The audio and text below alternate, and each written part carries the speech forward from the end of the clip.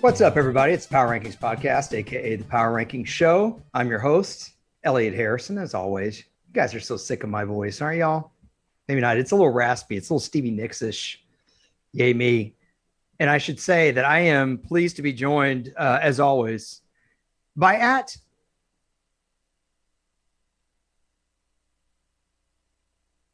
@Marcus_Mosher. How are you? Doing well. I'm not sure why we're doing a podcast today. I thought the NFL season ended after week 1. I mean, at least I'm done with the NFL season now. Dude, I was telling Marcus when we were setting up here with Brinks, Courtney, and everybody that's about something in the news, and he goes, well, yeah, I didn't see it on Twitter because I've pretty much been checked out of football the last couple of days. Season's over. That's not true, by the way. I was watching the film of the Browns Panthers this morning, so I'm still in it, but my heart's not in it anymore. Yeah, and that was the game I would say that you were least likely to watch. You told me I just do not care about this game when we were doing last week's picks. You're like, that's the one game I don't care about. Big win for the Browns in that game. Sure. We will detail whether we think Cleveland can get to 2-0. It'd be huge if they could with Jacoby Brissett. Got a lot of picks to get to, and then a little bit of a news item on the back end. But I haven't looked at the spread. I don't look at the lines, by the way. If you haven't listened to our podcast or didn't listen to the podcast last year, I don't ever look at the spread. I try to guess the over-under. Marcus looks at it. He doesn't want me to look at it. So I'm always as surprised as you might be at hearing the spread. So let's get it started. We've got a big game. By the way, we're recording this on Wednesday afternoon. So if there's any late breaking injury stuff like for Kansas City, LA, we're not going to have it. But let's start there. LA plays at Kansas City. That's the Chargers. What are we looking at? Yeah, the Chiefs are 4-point favorites on most sports books. Some of them have actually gone up to 4.5. Some quick injury news. No Keenan Allen. He suffered a hamstring injury last week. Right. JC Jackson is questionable. So that's pretty big losses here. What are you thinking? Well, J.C. Jackson didn't play against the Raiders. We predicted, both of us, week 1, Raiders would win on a Daniel Carlson field goal. That didn't happen. Derek Carr didn't play very well. I don't think the Chargers can bank on, I think they can bank on the opposing quarterback being aggressive, which Derek Carr was last week, but being more effective at it this week. And that's what really worries me. This is not a good time to be missing your best corner and one of your key offseason acquisitions, Marcus. No, and I should also mention Trent McDuffie, who played really well for the Chiefs in week 1. He went on the injured reserve list with a hamstring injury. So very likely both of these teams will be out without their top corner. Yeah, and that's why I'm going to take the Chargers to cover. I'm going to go Kansas City wins this game outright, but I don't think they're going to cover that 4-point spread. This is a tricky spread. And the Chargers play Kansas City tough in Kansas City, Marcus. I remember a big Thursday night game a few years ago on a Mike Williams pass. They beat them. I think that was 2018. They should have won, or they did win there last year, didn't they? On 2 4th down conversions. That Brandon Staley's gutsiness worked that time. Am I off here? No, and they should have beat them last year at home as well. They had the lead late in the 4th quarter in that one. Just a ton of errors, but I think I'm going to take the Chiefs here to win and cover. It's just a tough spot on a Thursday night. I think I'm leaning the Chiefs. Wow. I'm actually surprised at that. I thought you would go with me on this one. The over-under has got to be high on this with the corners being out. My guess would be at least 53 and a half. Am I in the neighborhood? A little low, 54. Man, now if I'm off a half point, Marcus is like, look, man, you're really losing your edge. That's 54. That's a lot of points. early in the season, it is. I think we've seen the defenses do much better so far. By the way, this is the best game of the week. Chargers Chiefs on Thursday. What a way to kick off Amazon football with Al Michaels and Kirk Herbstreit. Yeah, and you're really excited about that, except not at all. So let's get to Sunday games. What's first up on the docket? Yeah, really exciting one. Jets-Browns at Cleveland.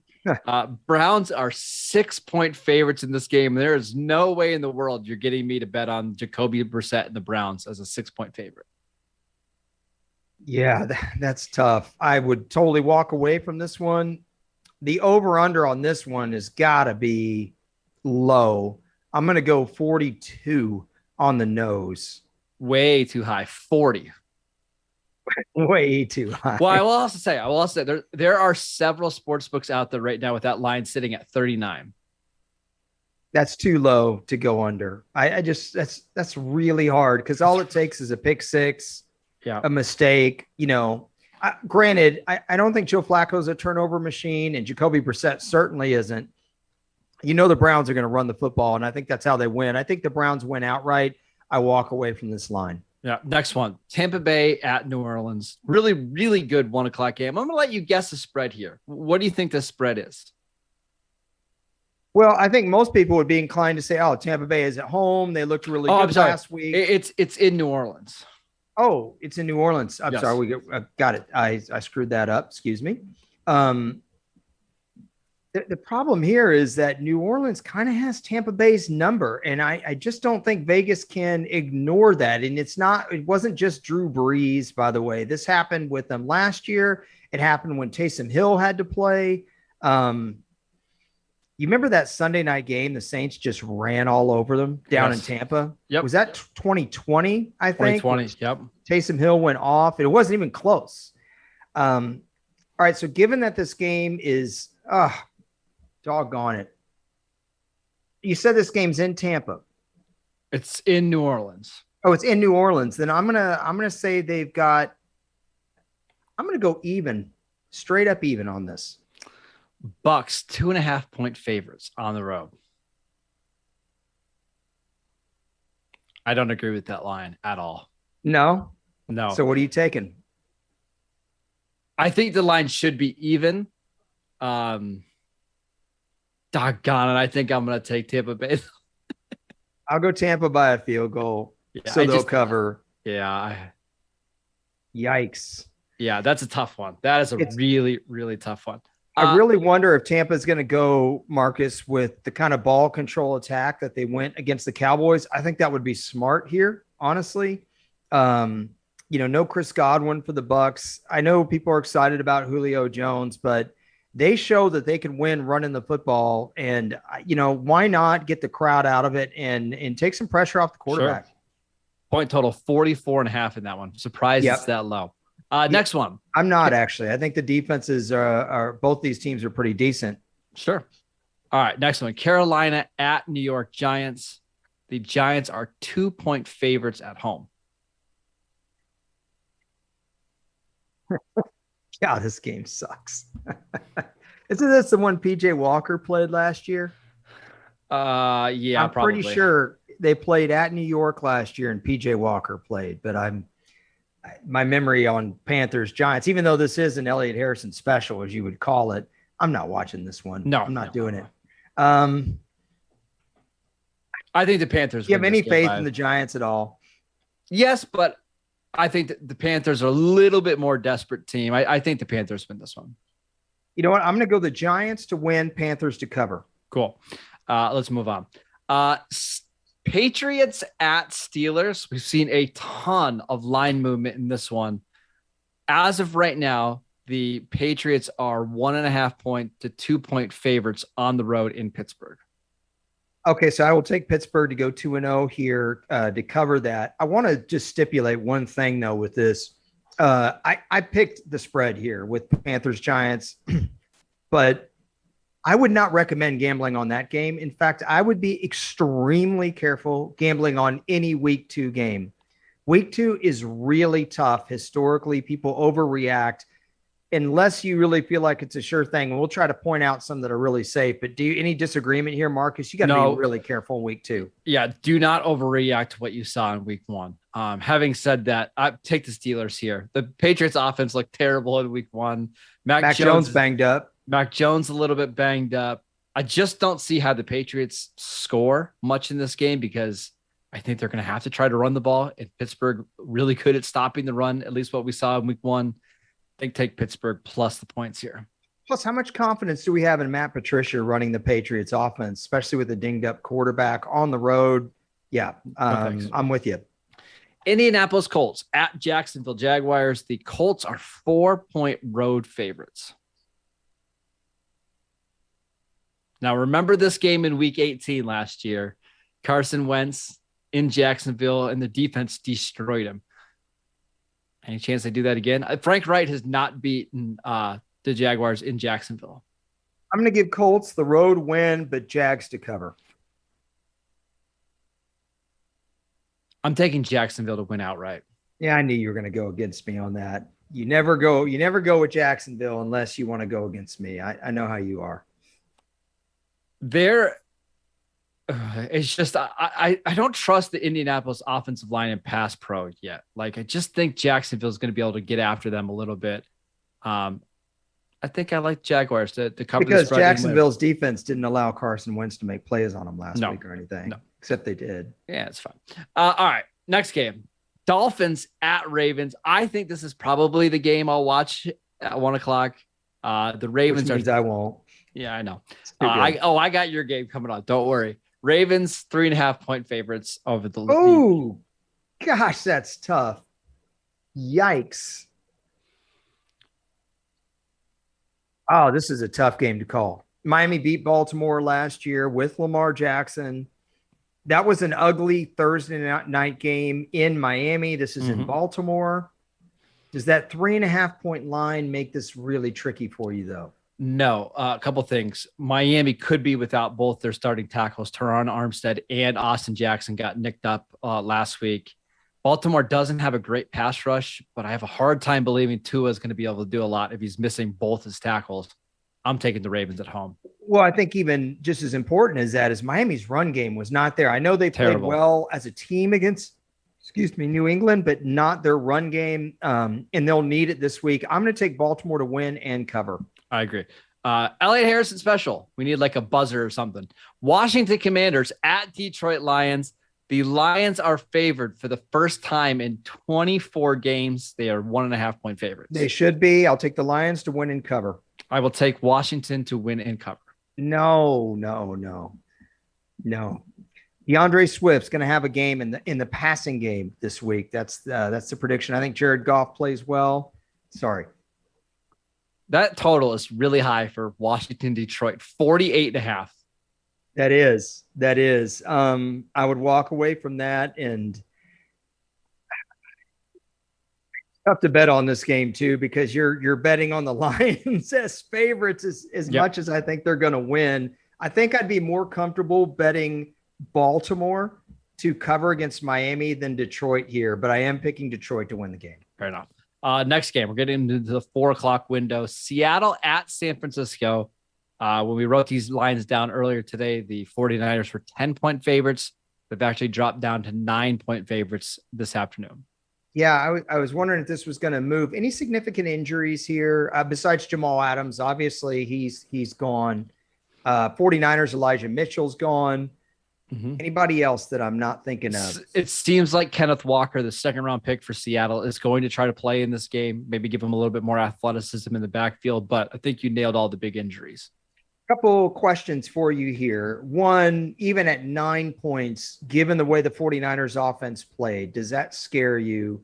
And they're not going to let Geno Smith take all these chances where I think you're going to have 3 or 4 turnovers. The other thing is, where does the 49ers running game come from, in your opinion? I think Jeff Wilson is a really good player. I think he's going to be just fine as that runner. They'll have a couple other guys in there. Debo.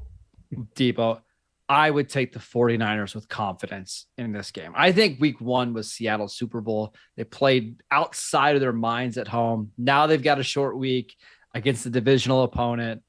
I think the 49ers win like a 27-7 type of game. I was just about to say the over-under on this is probably 40.5 at best, would be my guess.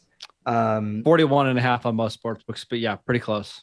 Okay, I would not take the 49ers to cover. I don't have any confidence in that because their offense has to do something. I take the 49ers to win outright, no problem. There's no way, in my opinion, you can gamble on this game. And even if you want to take the under because you don't believe in these teams, 41 is 41.5 is a pretty low over under. I mean, you can try. The problem is, Marcus, the risk with betting an under on a low total is exponential. There's so many things that can happen. Special teams, fumble recoveries for touchdowns, those kinds of things. I'm betting on the 49ers to cover the spread. I'm not afraid. I'm not a coward. Next after one. The way you picked last week, you should. Yeah, I know. We'll talk about that later. Falcons at Rams. Rams are a 10.5-point favorite in this game. Well, there's the idea that they're going to bounce back. And, I really don't have a problem with that. 10.5 is a little bit steep. I do think Atlanta is going to be a more game team. I don't not believe in the Falcons head coach, Arthur Smith. I just don't think they have the horses right now, Marcus, especially when it comes to weapons. Yeah. Amazing that Cordero Patterson's the guy that was pounding it up the middle last week. What year is this 10 or 11 for him? Was he 2013? Drafted in 2013 with the pick that the Vikings got for Percy Harvin. So, yeah. Yeah, you love. Anytime we can somehow, I could be talking about Star Trek 3, The Search for Spock, and Marcus will find it a way to relate it to Percy Harvin. Like, is he your favorite player ever? Yeah, probably. It's unbelievable. Okay, I'm going to take I know this is tough going 10.5, but I'll take the Rams to cover and win outright. Okay. Yeah, I'll take the Rams to win and cover as well. Texans at Broncos. The Broncos are 10-point favorites here in week 2. You know what this game is not? An Elliott Harrison special. This is literally the antithesis of it. After last Monday night's game, there's no way I want to watch a play of this game. I will watch it. I think I'll watch at least a little bit of it.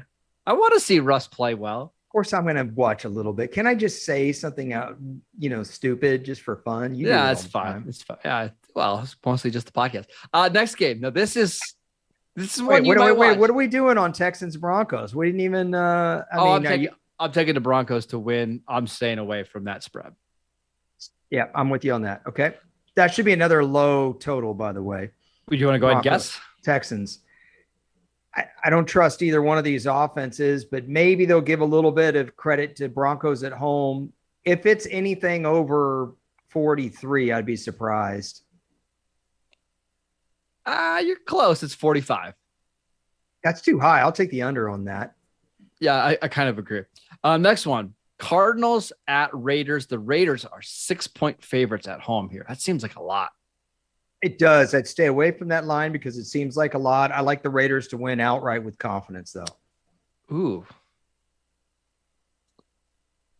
This is a tough one for me. I think I will take the Raiders to win as well, but I feel like it's going to be a 3-point game. So I Who's would getting after Derek Carr? He knows he didn't play well last week. How do you beat the Raiders? You get after that offensive line. That's not the strength of the Cardinals. They are not an imposing front seven. That's my problem with them, at least in this matchup. Yeah, I think they'll find a way. They're going to be better on offense. The Raiders have nothing in their secondary right now. They lost Anthony Averett to a thumb injury. Trevon Merrick, the other safety, is probably not going to play this week.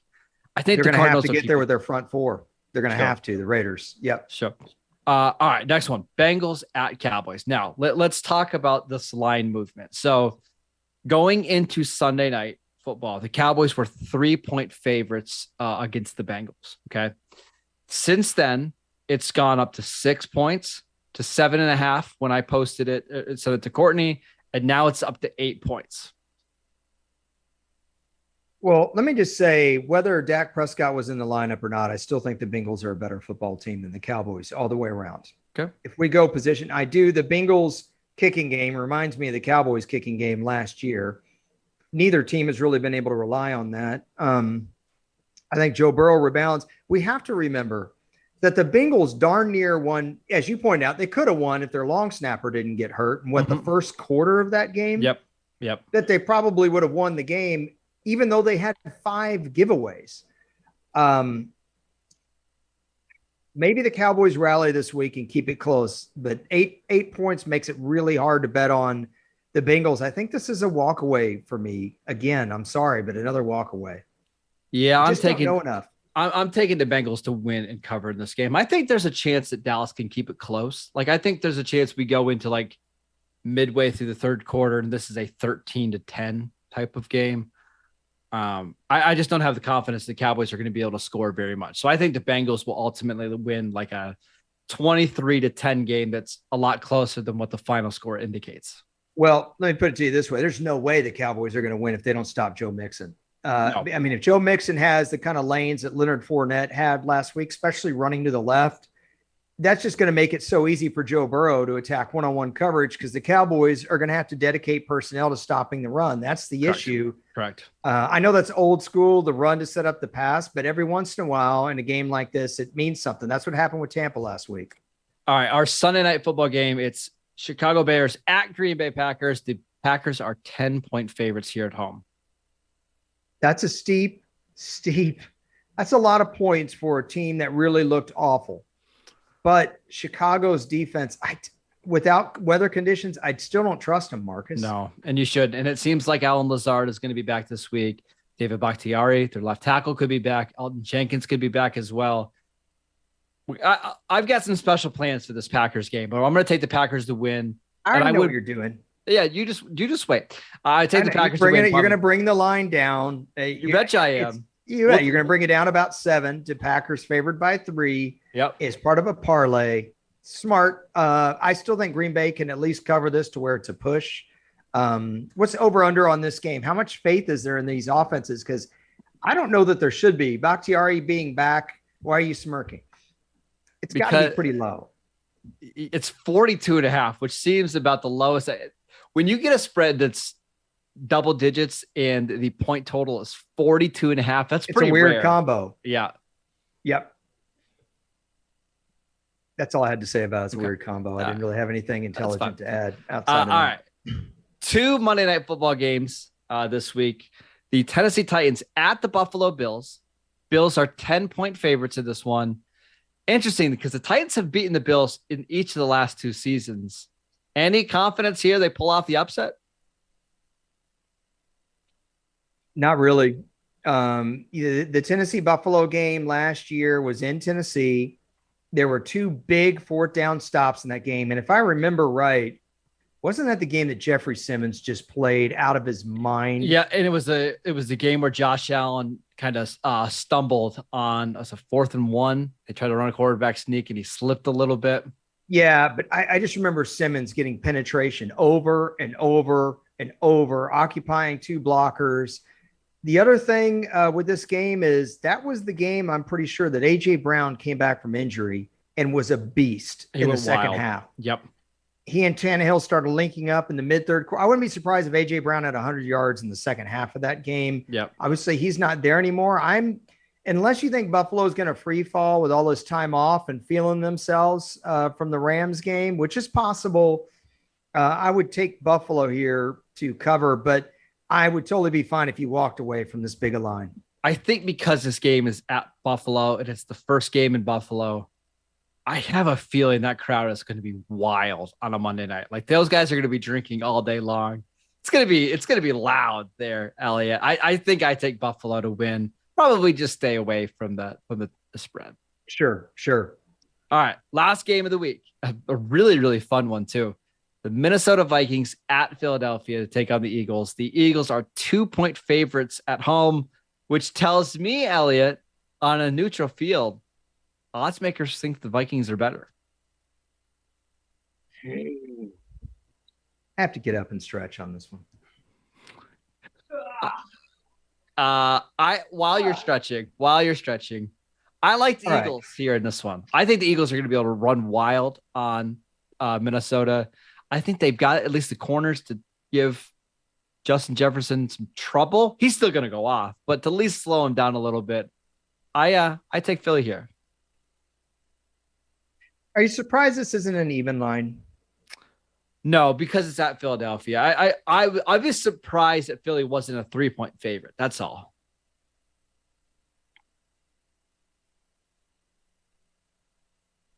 It's hard to pick the Vikings favorite on the road in this game. It is. In a primetime game with Cousins, it is a little hard. What I'm really debating here is does Minnesota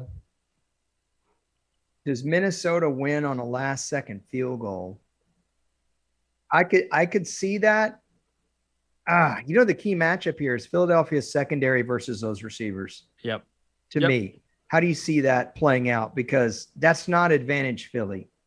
I think this is a big Adam Thielen game. Like, I think he's like 5 for 68 and 2 touchdowns, and he just makes big play after big play, like when they absolutely need it. Philly's going to have to get after Kirk Cousins. I know Derek Barnett is not like the greatest player in the world, but they are out as a key part of their rotation. Oh, this is a really hard game for me to pick, but I'm going to go with you and take Philly outright in this game. So obviously they would cover because they're underdogs. Let's talk over under on this game because that's also really difficult. Mm-hmm. How much faith do you have in Philly's offense, given that Jalen Hurts really had to use his legs last week? I think he had 90 yards rushing last week. Minnesota's defense played really well last week. Can they do that on the road? My inkling tells me 45.5 on the over under, but I'm probably a little bit low. I'm going to go 48 even. 51. That's too high. I think that's too high. Would you bet the under on that? No, because I think both teams are going to get to like 24-ish points. Which makes it too close to bet on. Yes. Because I feel like this is going to be like a 27-24 game. And that means it's going to be really close to that number. So, no, I'm staying away. I think it's easier to bet on the Eagles to win this game outright than it is the over-under. So I'm going to go with you on that. Boy, this is a tricky game. This is a good game. It is a good game. Really good game. It's strange that these are the games that we have on Monday Night Football. Titans at Bills and Vikings at Eagles. Like, those are both really interesting games that are going to be going on at the same time. Stop. Let's run through the games really quickly just to say I'm sorry. I'm having visions of the Bills coming out super flat and Mike Vrabel yelling and then smirking like he does with his sweater vest over a dry fit Sean McVay style, but he goes short sleeve, I think. Yeah. Chargers at Chiefs. I like the Chiefs to win outright. You like the Chiefs? I like the Chiefs to win outright, but the Chargers to cover. Okay. Jets at Browns. I'm going to take the Jets to have the upset. I'm not. Okay. Bucks at Saints. I'm going to take the Bucks to finally beat the Saints in the regular season. I think you'll take. Yep. Panthers versus Giants. I'm going to take the Panthers to win, pull off the upset. I'm not taking the Giants to win that one outright. Patriots at Steelers. Steelers as a home dog under Mike Tomlin. They rarely lose that game. And win outright. They're going to win outright. Colts at Jags. I'm taking the Jags at home. You were taking. I've got Colts to win, not to cover. Dolphins at Ravens. We both like the Ravens to win outright. And good game. Cover. Yeah. Commanders at Lions. Another one where we disagree. I'm taking the Commanders. You are taking the Lions. Seahawks, 49ers. We both like the 49ers to win. Maybe stay away from that spread. I'm a little bit more bullish on it than you. It's big. It is big. Falcons at Rams. We both like the Rams. It's another big spread. Maybe stay away. Texans versus Broncos. I'm taking the Broncos to win and cover. You are taking the Broncos just to win. Cardinals versus Raiders. You're taking the Raiders to win and cover. I'm taking the Raiders to win, Cardinals to cover. I think I can't take the Raiders to cover on that. Okay. I think I'm just going to take Raiders outright, and I'm not touching that line. Bengals versus Cowboys. I'm taking the Bengals to win and cover. You are taking the Bengals to win. That's it. Solely just to win. Okay. Bears at Packers. I'm taking the Packers to win and cover. You are taking the Packers. Packers to win, and I'll go with you on the cover, but I don't love it. Titans at Bills. We both like the Bills, but maybe stay away from that double-digit spread. That's pretty high. Vikings at Eagles. We both like the Eagles to win and cover. You got it. All right. So here's our bet for the week. Are you ready? Yes, I'm ready. Okay. Pretty easy. It's another teaser. We are doing a 7-point teaser with the Bengals, Packers, Rams. That means all the Bengals have to do is win. The Packers need to win by a field goal, and the Rams have to win by 3.5. I like it. Of course, when the Falcons only lose by a field goal, we're both going to be really disappointed, but I like it. I just can't see the Falcons putting up enough points in this game to be within a field goal. Yeah. I don't have a $10,000 bet this week. It's just too many unknowns. There's not a single line here where I would take one. When I say $10,000 bet, I like to pick one thing. Sure. The more I think about the Ravens Dolphins, I do really like the Ravens in that game to win and cover, but there's just not any, what the problem is? Like, for example, you love Rams over the Falcons, but they made that spread 10.5. That's a tough spread, man. It is. Is there one game that you feel uber confident about that you'd want to drop a lot of coin betting on? Yeah. Pittsburgh is a home underdog. Mike Tomlin is a record. Good one. He is 41-23-2 as a home underdog. It's a good one. And I Green Bay is a pretty good one as well. Yeah. Although, like you said, that's such a weird spread over under combination. You've got a team winning by double digit points, but you're saying they're not going to score whatever it was, 40 or 42 points. Yikes. Really quickly on the Steeler one, Mike Tomlin last 17 games as a home underdog, 12-4-1. I don't get into those home underdog. It's not like Mike Tomlin's coaching that way. Yeah, well, I kind of think he does. Home underdog. No. But I actually think he does. I think he's really good at the kind of raw. Hey, nobody believes in us this week. Let's go off and pull the upset. That's why they were able to upset Buffalo in week 1 last year. They did it to the Bengals this year. Like, they have a history of being able to do this under Tomlin. You want to talk about the Brett Favre story, or do we just leave it alone? I have no idea what you're talking about. Go ahead. Gosh. Just go to Twitter. Hold on. I'll give you an option since we're running out of time. Would you rather talk about the Brett Favre story, or would you rather pull a football card? I'd rather pull a football card. Everyone just go look it up on Twitter. It's just freaking disgusting. All right, so we are pulling 1991 action-packed football rookie set card. If I pull a Brett Favre card, it's going to be hilarious. Okay, I didn't. I actually don't know who this guy is. Okay, let me look at the picture first. Ooh, is that? I'm not sure who it is off the number. Who's the player? Pat Harlow. Pat Harlow was a tackle for the Patriots. I think he played at Michigan.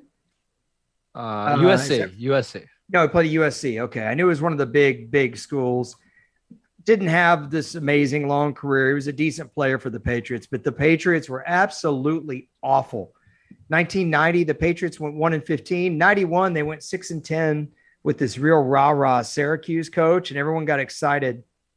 And then the next year, they fell right back down to earth in 92. They were awful in 92. And so in 93, they hire Bill Parcells to coach the team. They had the number 1 pick in the draft, and they got Drew Bledsoe. But part of the reason they got Drew Bledsoe and they got Bill Parcells is too many of these top picks like Pat Harlow just did not work out for the team at all. All right, you want to draw one more? Because that's not that fun.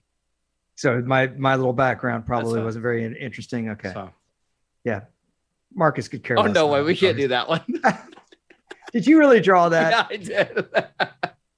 Marcus just drew Brett Favre's card. Okay, hold on. We're going to pick a different one. Ready? This story makes me so Okay, hold on. We got a new one. Curious.